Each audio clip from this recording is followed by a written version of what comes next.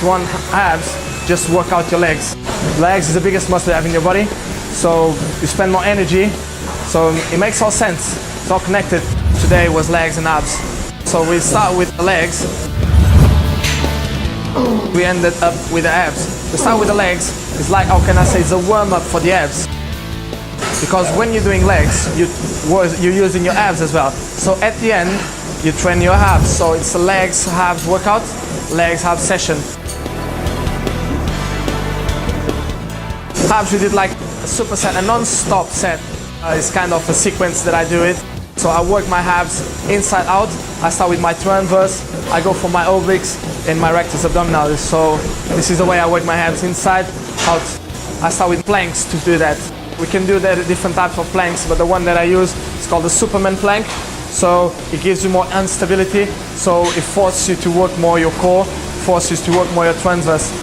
That's the best way of squeezing your internal. It's an internal belt that we have. It's a transverse. So that's the way we started. And after that one, I go for side planks, works your obliques.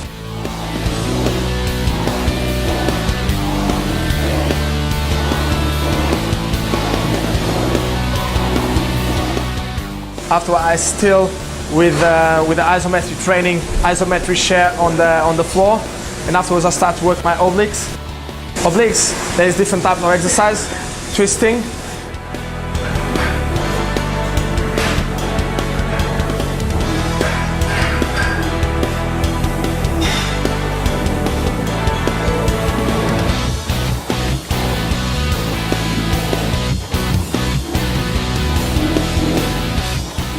squeezing on the side. There's many different types. Scissors, so side scissors.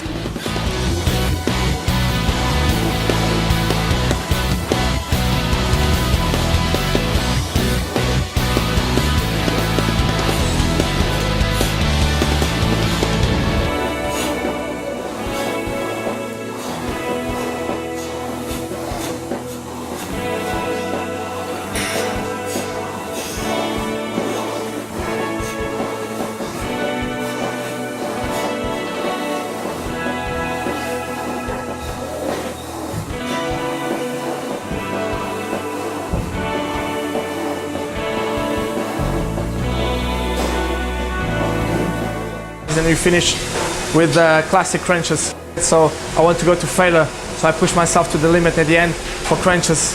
Crunches is the most stable one, so it's the one I can do effectively better, and besides that is the rest abdominals. So it's the one I want to do to work out, not at the beginning but at the end. You want to be perfect technique and you want to get to failure. If you do it non-stop, you will find that it's not easy to do.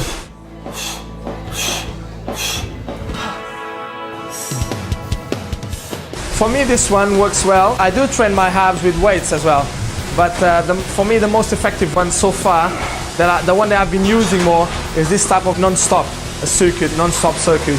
I believe it works better because the abs is kind of a resistance muscle because you use it through all the day, so you're always using your abs. So that's why I think it responds better to this resistance high reps training. Like, it's not the same thing of a biceps or a chest. Of course, you need to have the genetics, but you can go always around. If you don't have the genetics, you need to train and work even harder. So you need to train them more in the kitchen. So what I believe, I always train my abs in the kitchen, but the thing what I believe is all combined: genetics, dieting and training. Of course, if you don't have the genetics, it will be harder. For some people it takes longer, for some people it takes less. So it's up to you how hard you train, how much effort you put in. So about your diet, everything you do, if you focus, if you want something, so just do it. So it might take longer or less, but just go for it.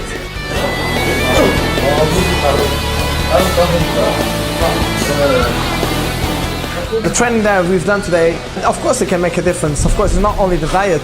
You need to try to pump out your abs, so you need to create an hypertrophy. The first thing that people want is, I believe, they want abs. They want to see nice and good abs, because shoulders, biceps, even legs, like everybody can get that. So size, everybody can get that. So I think it's what causes more impact is the abs. The first thing that people look at, abs.